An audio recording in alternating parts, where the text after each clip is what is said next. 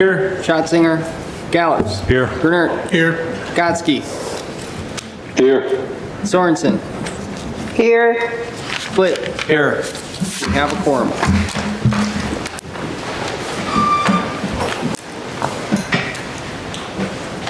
I pledge allegiance to the flag of the United States of America and to the republic for which it stands, one nation, under God, indivisible, with liberty and justice for all.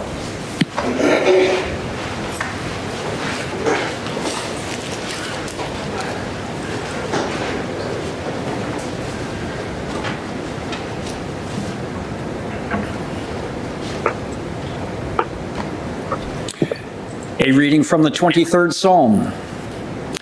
The Lord is my shepherd, I shall not want. He makes me lie down in green pastures. He leads me beside still waters. He restores my soul. He leads me in right paths for his name's sake. We pray. Good, gracious, almighty, and holy Lord God, we invoke your presence with us now to bring wisdom to us.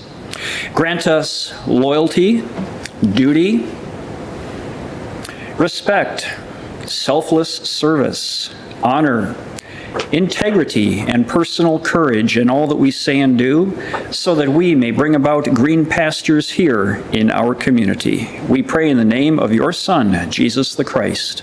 Amen. Thank you.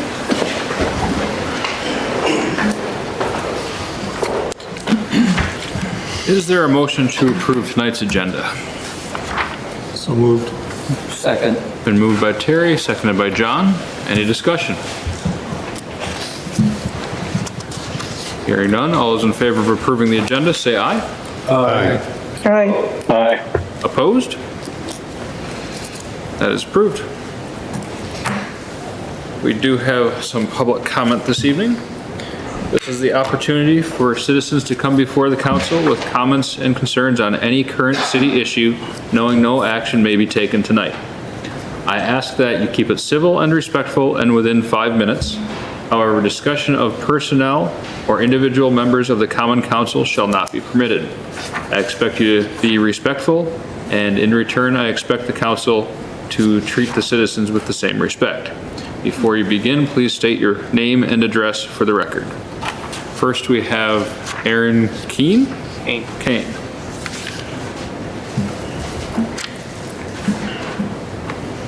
Good. Aaron Kane, 423 Stonehenge Court, Ripon, Wisconsin. Mayor, council members, administrator, thanks for letting me up here tonight. Just wanted to say it's been a wonderful year, and myself, community members, and a couple club members here, if there are any further questions on the ATV, UTV conversation, I know there's supposed to be an agenda topic tonight discussing the sunset clause. So just if you have anything during open discussion, we're here to support. Thank you. Thank you. Next, Hi, my name is Wesley Brown. I live in Ripon. I just had a concern just because, like, Wisconsin is a state of alcohol, but I just see like Ripon becoming condoning like alcohol and like celebrations that are occurring on the Friday the 13th. And all I see, like I walk my dog around and I see signs all over publicly saying, oh, beer, drink beer, saying, oh, beer, drink beer. People stumbling in the streets a lot after Packer games. And I mean, I think the city, I know it tries to bring in money because they tried to bring in like organic, healthy things, and it didn't bring many people into the, but I just think it can be like a better way to deal with things rather than to promote alcohol and its abuse by doing that.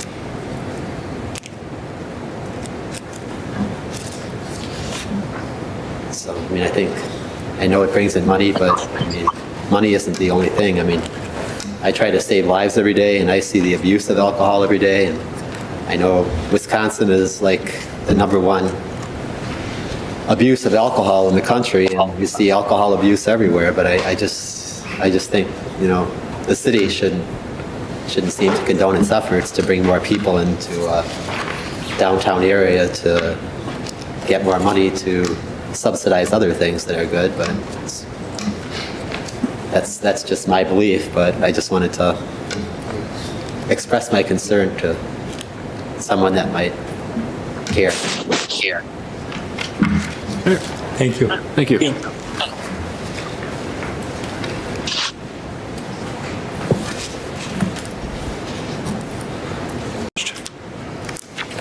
I'll make a motion to approve the report that's published. Is there a second? It's been moved by David, seconded by John. Any discussion on any of these items?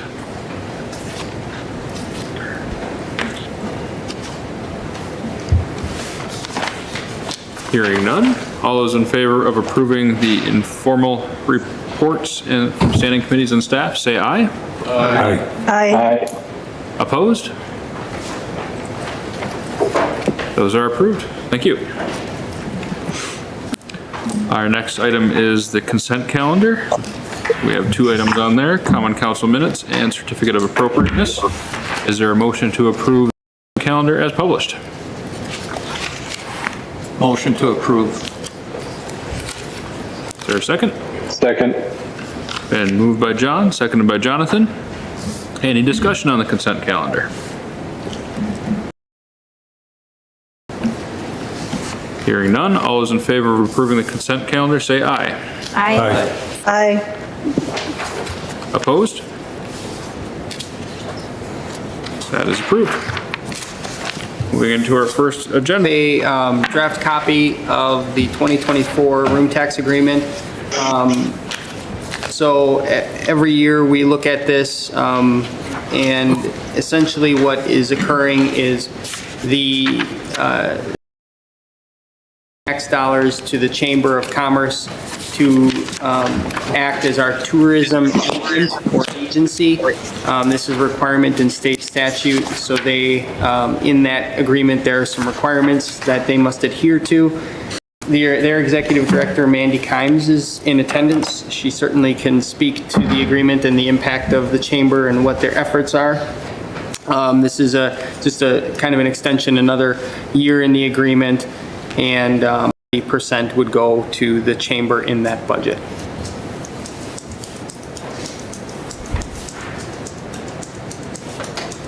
Any discussion or motions?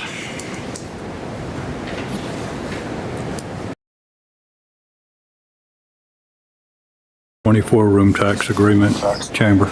I'll second it. Then moved by David, seconded by Jolene. Any discussion? I'd like to invite Mandy from the chamber up, since she's here in attendance. I'd like to give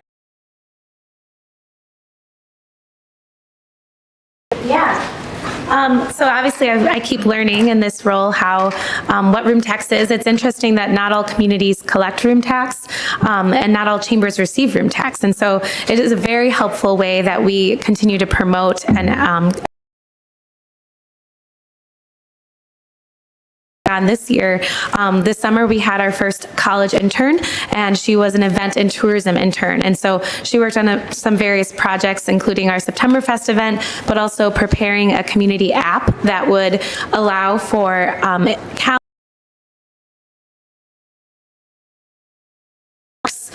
all the places you can eat and stay, and really live information that can be updated. And so when we put something in print, as soon as a restaurant changes or closes or moves, it's no longer accurate. And so on this app, we're able to keep things very printing, and it's accessible to everyone with a phone. And so we're really excited. We are just rolling it out and getting the word out about it, but we really anticipate this being helpful for things like Dickens of a Christmas, because people will know where to park and where the bathrooms are and how to best very excited to continue to use the promotion or the room tax dollars, and we keep finding the best uses of our dollars and the most effective, and really evaluating the different channels that we're taking. And so that's the goal of our board, and I know Ripon Main Street's board, who also... Is there anything more you can say about trends you're seeing? I think the biggest one that we can all see is that videos are really effective, that people take more, are more willing to click and watch things like that than read things. How many people are viewing it, how many people are sharing it, and thankfully online we can see all of that. We also just did some major updates to our website just to make it more user-friendly and more editable for us. And so just having fresh, current to the city, and so we really want to make sure people get the information that they need. Yeah. And the last thing I'll just ask. Yeah. I used to be in the committee for Dickens of a Christmas, and I know this is, I believe our largest festival that brings people from outside the area. Yes. Anything you want to share about? And this room tax helps to fund that. Yes, definitely. Our hope is always to see people come and even stay, because that's the whole idea, is that our hotel room. Also, one of our obstacles last year was meals and restaurants that are big enough to handle the crowds that we bring. And so we're working with the college to open up a winter buffet during that time, so people really feel like they can do whatever they want to do during that weekend. Those always have a theme, and so this year is Christmas carols or holiday music, and so groups from the community will be depicting their favorite holiday tune in the windows, and there will be a lot of caroling as well. So shout out to anyone that wants to come carol, get in touch with. Actually, we had 2 new people just show up because we posted it online, so we're always looking for volunteers, as you can imagine. Thank you. Yeah, thank you guys. Anyone else with questions or discussion?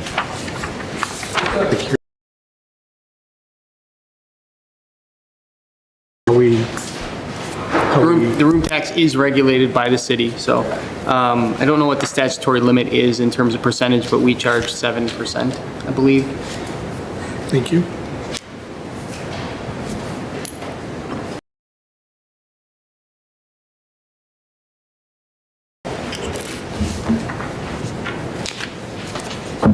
Last call for questions or discussion?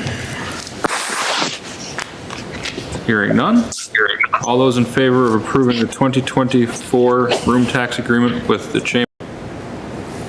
That is approved.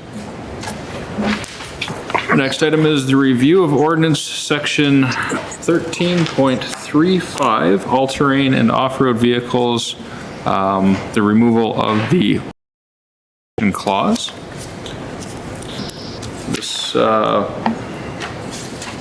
adjustment would just remove the expiration clause, making this a permanent ordinance unless the council brought it up for adjustment at a future date. If this clause is not removed, the ordinance sunsets here December? Last week. Last week, okay. So it was a year from the vote, not a year from the so we're a little start. behind, but Okay. ultimately, we're not enforcing the sunset clause as we speak. So it would have been September 26th of 2022. We apologize for that.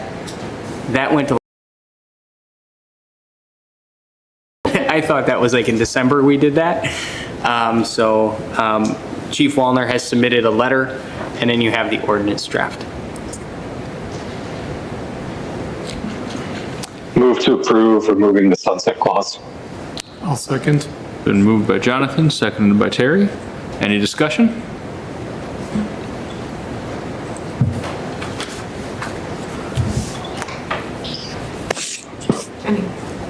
Go ahead. I mean, the chief already commented. I think that perhaps we all saw, but I mean, is there anything else that the department would like to share? I think it's important that we offer that. Yeah, as you have in your packet, the chief. Share your name. Captain Damsley. The chief put a thing in your packet that kind of explains our enforcement activity over the last year. We have not had any major problems with the ordinance or any ATV users. Obviously, the first year, there's going to be a little. We had a couple of issues we addressed, nothing major, and we haven't had any repeat after we addressed it with the drivers. So the police department doesn't have any concerns. I will mention that there was a request from a citizen to read a short letter. I'll just give a summary of it. She writes that there is, she's in favor of letting this ordinance sunset because in her neighborhood, vehicles have become a real problem, constantly running back and forth on the street. Underage children under 16 are driving them without helmets. And she asked us to reconsider making this a permanent ordinance.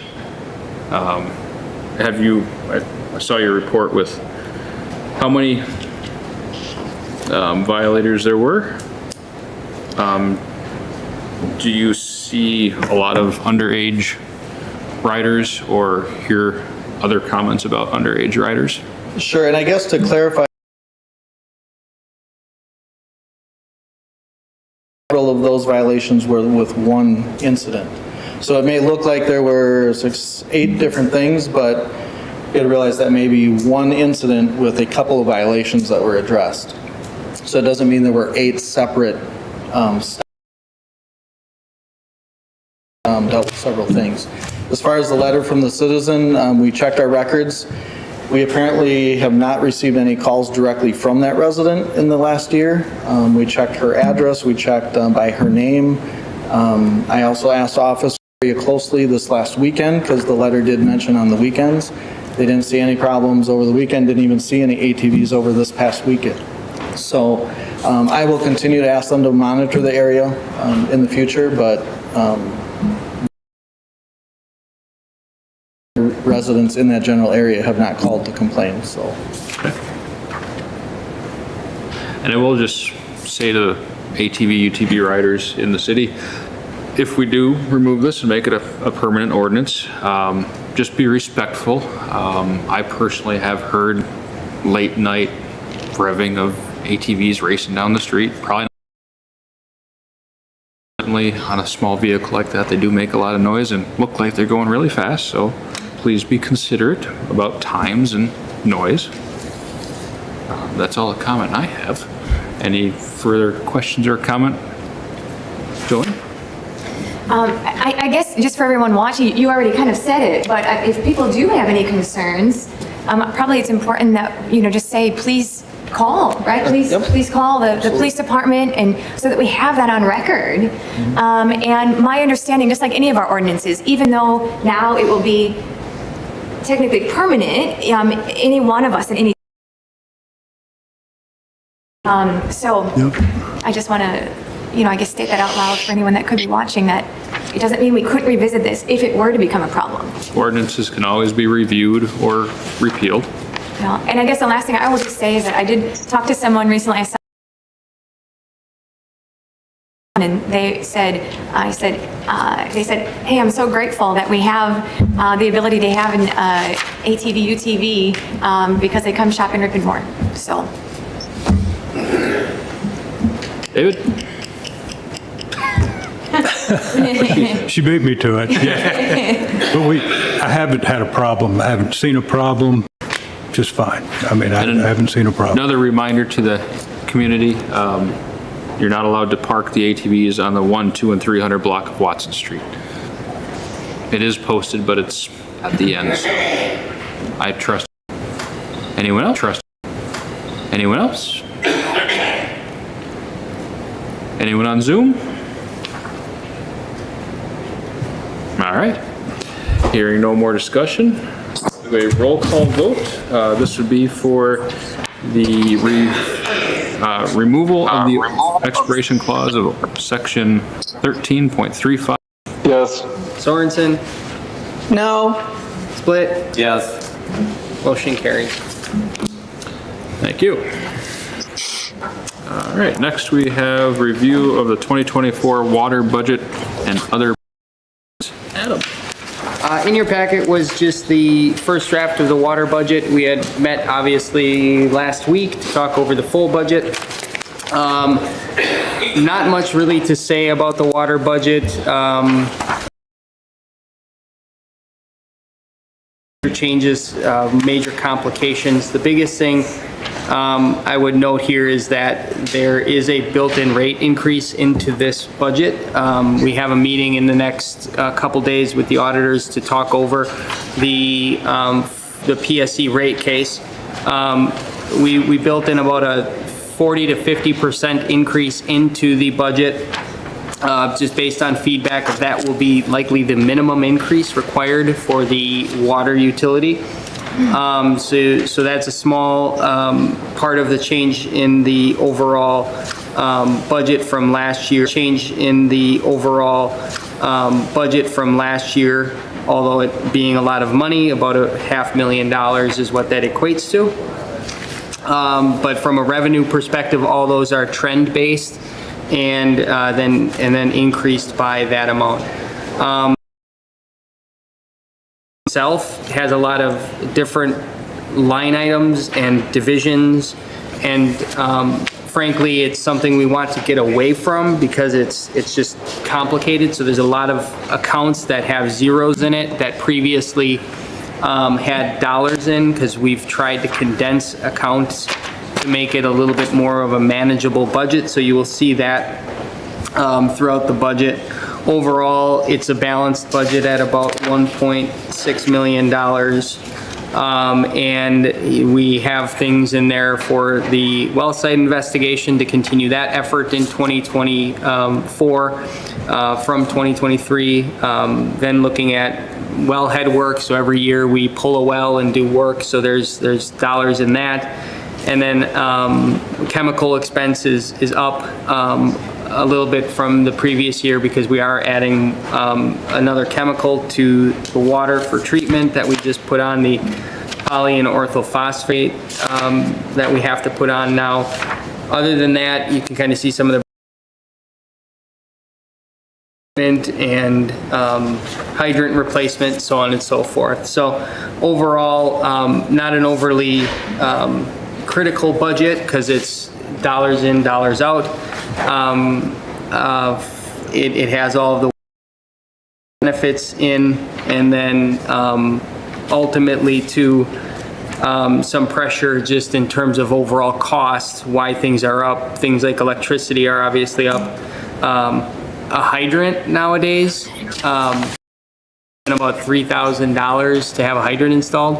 Right now, hydrants are about $6,500 installed. They're almost 2 times what they were a couple years ago. So we're finding a lot of pressure in those types of things.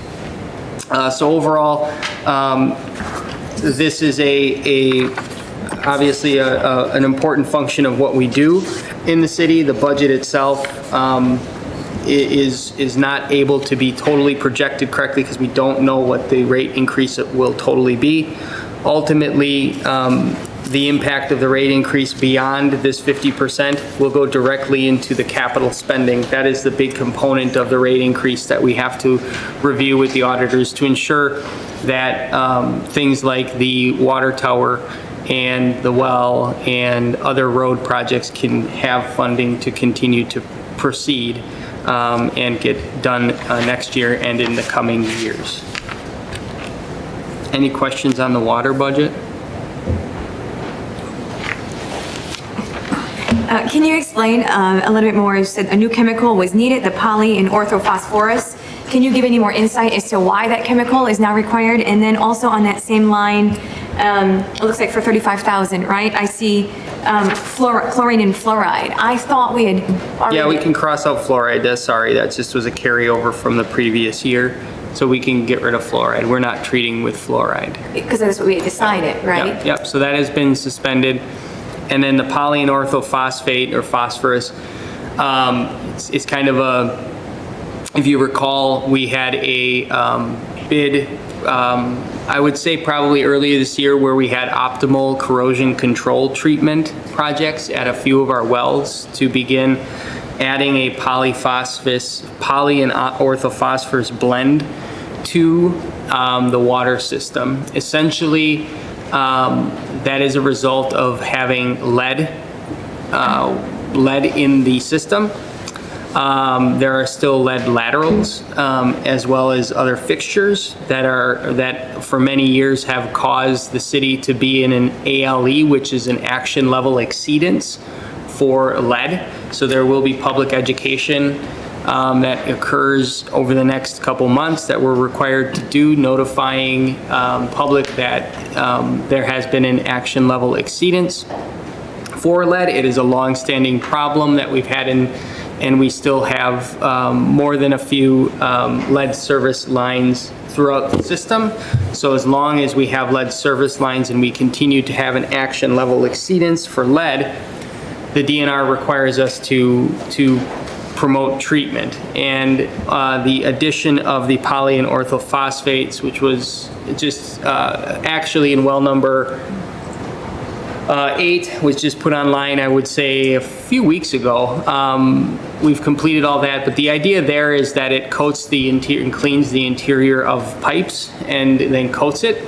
So there's not the leaching of lead into the water. So some of the water with chlorination and the overall pH of it creates an imbalance in the system, and it allows for pipes to leach into the water. So it's not like we're pumping water with lead in it. It's interacting, the water is interacting with pipes and then creating lead and or other contaminants. So this allows the treatment of the water to help avoid that and add a level of protection. The unfortunate side of it is on the flip side, and we don't know what the impact of it will be, but we are now adding phosphorus into our water system, which contradicts what we want to discharge. So our wastewater treatment plant continues to treat and monitor that, but as they struggle with some treatment issues, certainly adding more phosphorus in isn't the greatest thing, but it's certainly, from the DNR's perspective, from the engineering perspective, it's a solution that's been approved and has worked in other communities to help stop some of the lead issues, which is arguably a larger health concern to people. Okay, so follow up.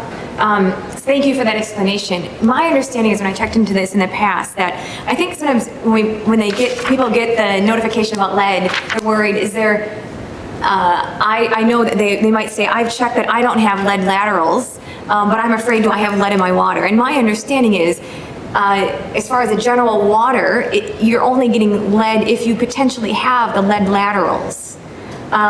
Is my understanding. Generally speaking, I mean, there's always a natural occurrence of lead in any water because we're pulling it from the ground, and there's always, levels of minerals and things of that nature in water. So there's always going to be some trace amounts. Sure. But from the perspective of the issue, it is lead laterals and lead pipes. So if you don't have a lead pipe, generally speaking, you're not going to have this problem. But as long as we have one lead pipe in the system, the DNR treats everybody like they have a lead pipe, so we have to treat and do this. Yeah, so that's what's frustrating for me, because now our whole water system, we are getting exposed to this new chemical, so all of us collectively are being exposed to this new chemical, when it really is only these houses that have pipes. And so that brings me to the question is, we're paying for this new chemical. Can we not accelerate the funds to take away those, to help people? I mean, I understand people have to pay for that themselves, but there was money. Yeah, there was money. I mean, we've had mild success there. It's something we want to continue to do and promote is projects and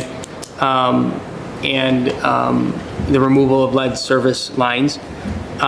We've had some success with DNR funding in getting that. Those programs have changed because it's becoming more competitive, as well as there is more money out there to do it, and we've applied year after year. I don't think the state allocated funds, as far as I'm aware, for the projects of lead service line replacements this year. The cost of doing that can be significant. It's changed over time. It's gotten more expensive. So there is a customer cost to it. Ultimately, the city's ordinance compels removal upon a project occurring in the area, not compelling upon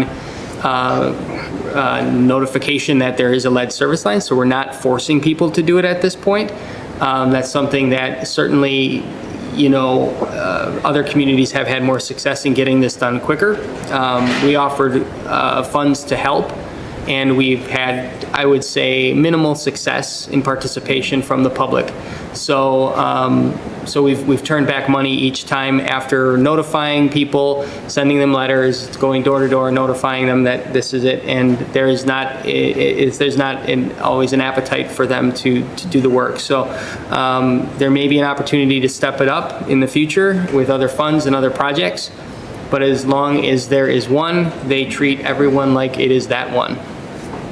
And now we're all affected by it, as a whole city, with these new It's- chemicals, and we're paying more as well. It's not that much money. It's a few $1,000s for the chemical. The backside of it is yet unknown, and obviously, these chemicals have been put into water systems across the U.S. to deal with the same issue in multiple cities, and so it's not like we're some test, utility, but certainly with the case of fluoride and this, the less you put in the water, likely the better, but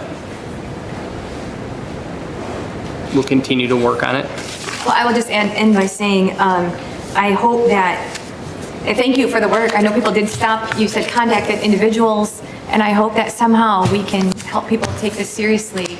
And I understand it's a burden, it's a big cost, and if an individual is struggling in other ways, but I hope that we can continue to make it a priority to remove these lead lines. And when we vote, can we make sure that we add that we're taking out the fluoride then on that line? Yeah, we'll make that correction. We're not voting. I don't think we don't have to vote on anything I see. tonight. We'll bring, if there's any questions or you have any concerns with the budget for water, certainly let me know outside of this. And, yeah, Doug? I just have a quick question. I know it's not a final water budget. I noticed there was a 7.32% decrease in total expense.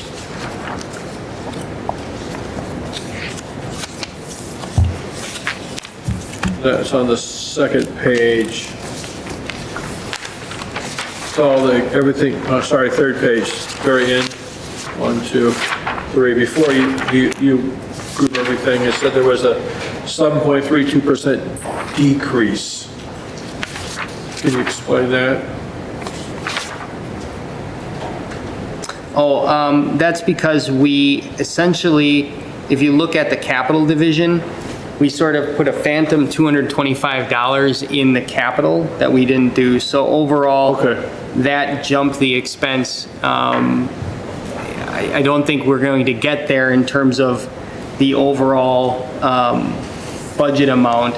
But we were trying to last year commit additional dollars to capital to do State Street and a SCADA system.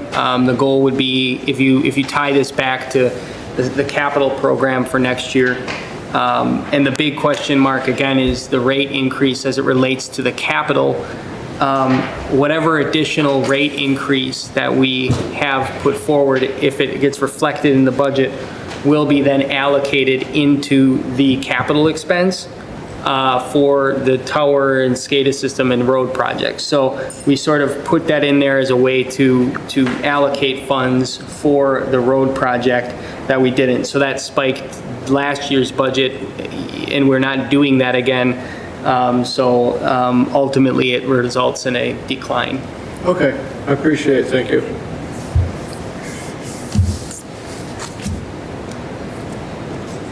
Anyone else have questions?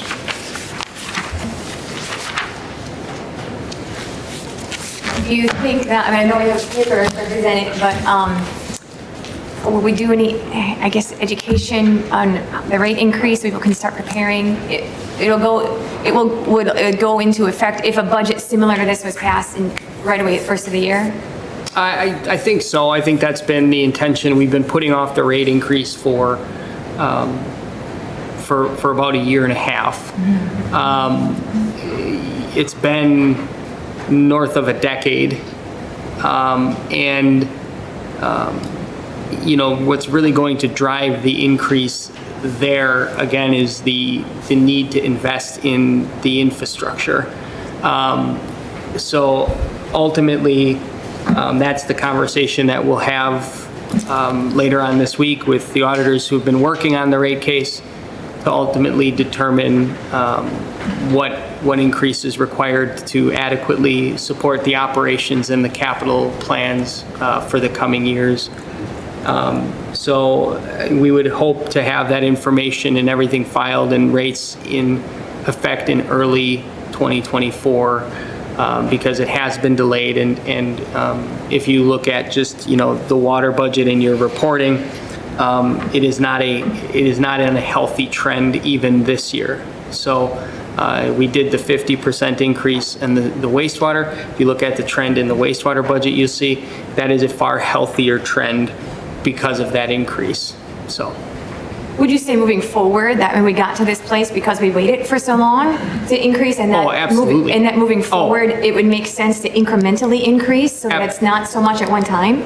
Yeah, no one likes to raise rates. I'm not advocating that we just frivolously raise rates. The fact of the matter is that when you haven't raised something for such a long time, you do not have the dollars in the bank to fund the projects that are now needing to be funded. So instead of incrementally raising something, you have to make a significant jump. So there could be some sticker shock. We'll try to limit that, but ultimately it's not being dictated by anything other than the condition of the system and the lack of investment over a long period of time. Moving forward, we would review every year and do a simplified rate case. The only rates that we manage that are under the PSC's guidelines are water rates, and you can apply for a simplified rate case every year, allowing for about a 3 or 4% annual increase. Once we get there, these rates in place, we'll annually file a simplified rate case just to keep up, or biannually depending on how things are panning out within the water system revenues. So we are allowed to do that without doing a full rate case. We are ineligible for a simplified rate case merely because we haven't done a rate case for such a long time. And as a reminder for folks listening, you weren't here for those many years. I'm just, this is, there's no one person to blame. It's just, it's the product of just how we've been operating and product, frankly, of needing to do a well, needing to do a water tower, needing to invest in our infrastructure, our roads, and our water system.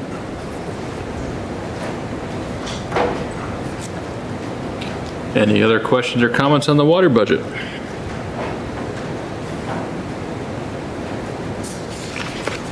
Hearing none, we will move on to project updates and staff reports.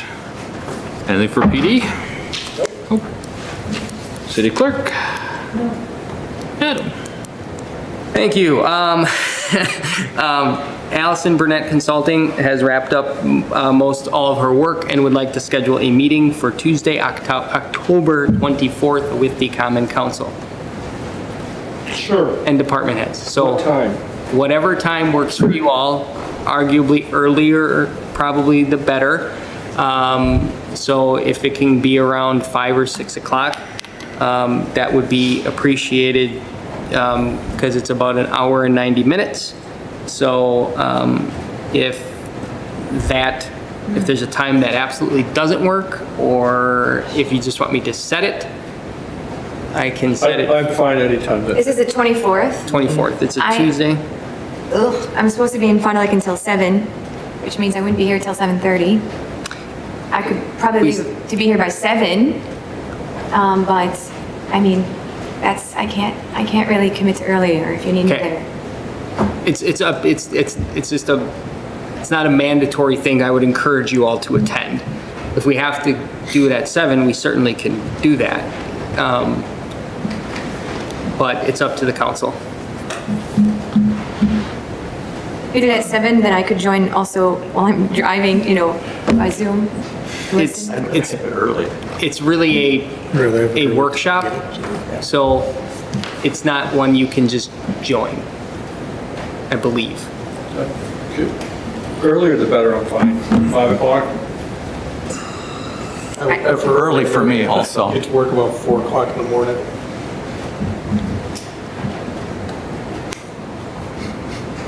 I will let you decide what time as a group. I'm not going to. Hey, Dave, do we want to?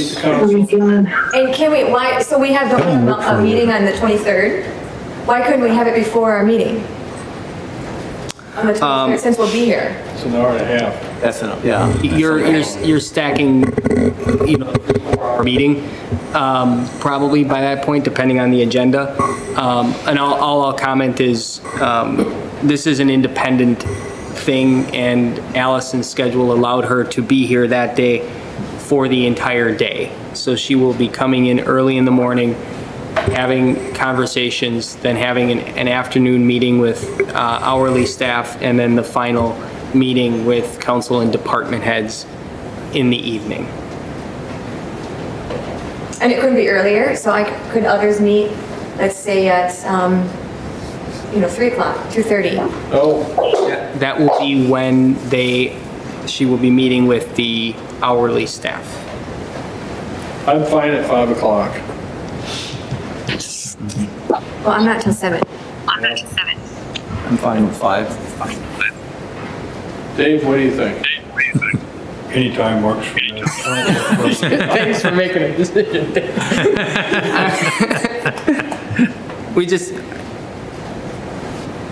We'll set it, and I'll see what flexibility she has in her schedule.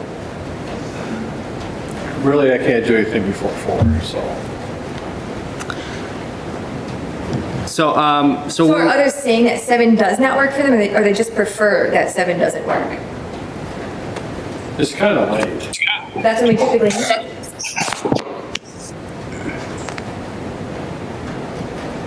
What did Ellen and Jonathan say?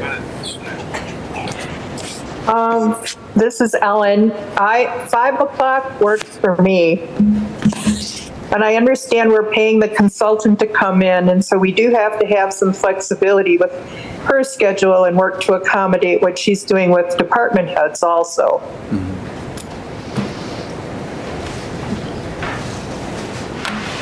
Could I add? My answer is not going to be super helpful, but I mean, I can't do anything before 5 for sure. After that, it doesn't matter to me. John? I would think if she's here all day, the earlier the meeting for her, she can leave that much earlier herself. So that's my thinking for her is 5 o'clock. She can be on the road at 6:30 to go back home also. department heads are invited to this meeting as well. So I mean, if they will be here at around 4 o'clock is usually the end of workday. Closer to 4 obviously allows them to not have to stay longer as well. I understand that not everybody's schedule is going to work for this. So we just have to pick a time and go with it. So if that's closer to 5, we can do 5:30 or 6, I think.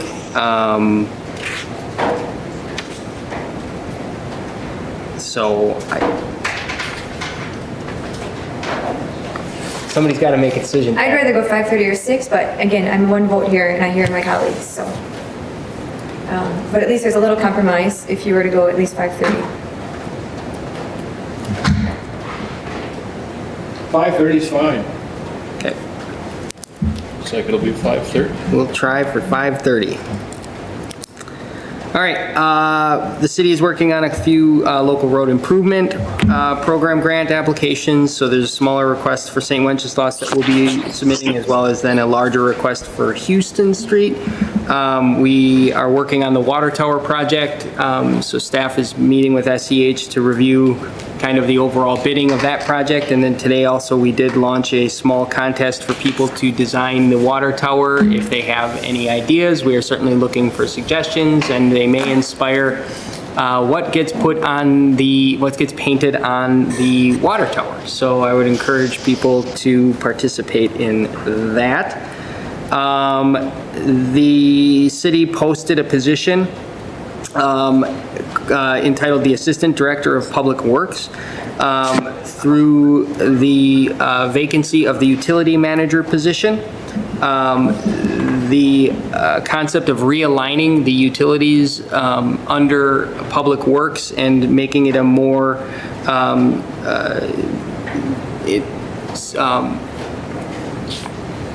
a broader department under the Director of Public Works. A shift was made to create the assistant position.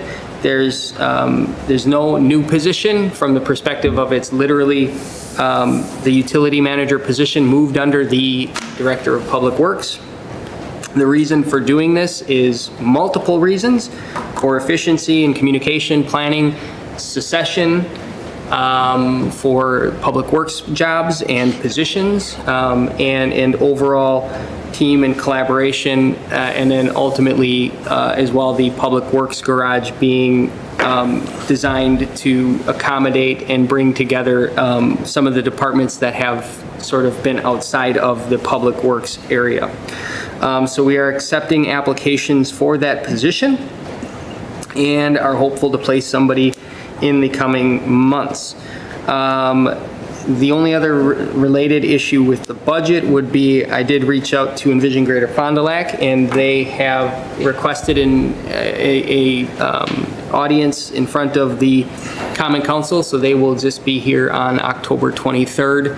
That meeting to just talk over some things with you all. And I'd be happy to answer any questions. Can we make the announcement maybe to the college and the high school about the design of the water tower? Maybe their art groups would be willing to assist. We can do that.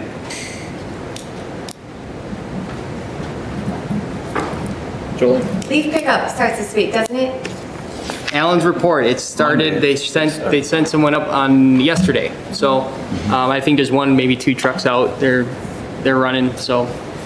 Any reminder, I mean, I know we've put out information in the past, we plan to again on social media. We'll post when we're sort of, like I said, kind of in low gear with that. So we'll pick up probably in the next week, running all three. And we started, I think, this Monday because we started to notice piles. So we're just sort of going and getting a head start compared to previous years. And just a reminder to put the leaves on the verge and not in the street. Yes, please. There'll be also an event coming up, and then I don't have the date, but just pay attention with Green Lake Association, Rake the Lake. So encouraging people to rake their leaves and keep them out of the collection system. So there'll be a small event at the Village Green, I believe, on the 20th of October. It's a Friday afternoon. So. On that note, I'm pretty positive, I talked with United Way today, the representative, because it's Fond du Lac County now, and I think that you can contact them if your property, if you need help, assistance with raking. I think that you can contact United Way, and they're going to make a list. Okay. There's actually a list at the senior center. Oh, great. So you can go there and sign up, and we actually have one in our office as well. Super.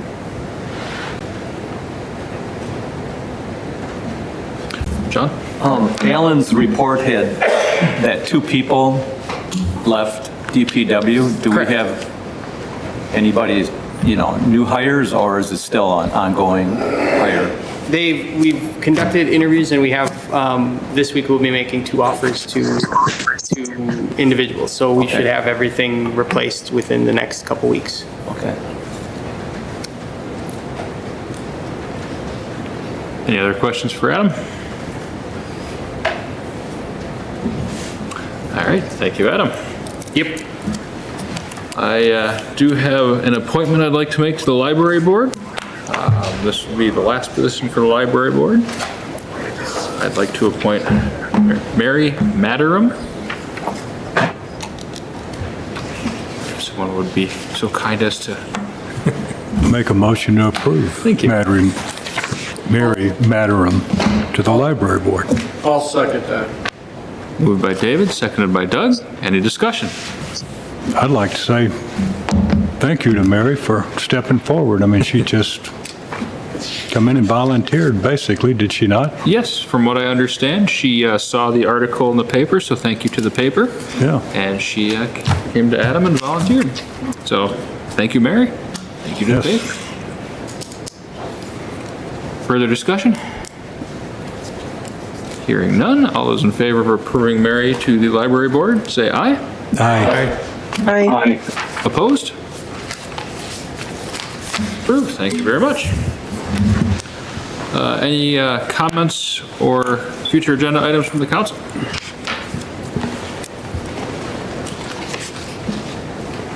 Would anyone like to make a motion to adjourn? I'll make a motion to adjourn. Second. Moved by Doug, seconded, was that John? Seconded by John. All those in favor of adjournment, say aye. Aye. Aye. Opposed? We're adjourned at 7:52. Thank you.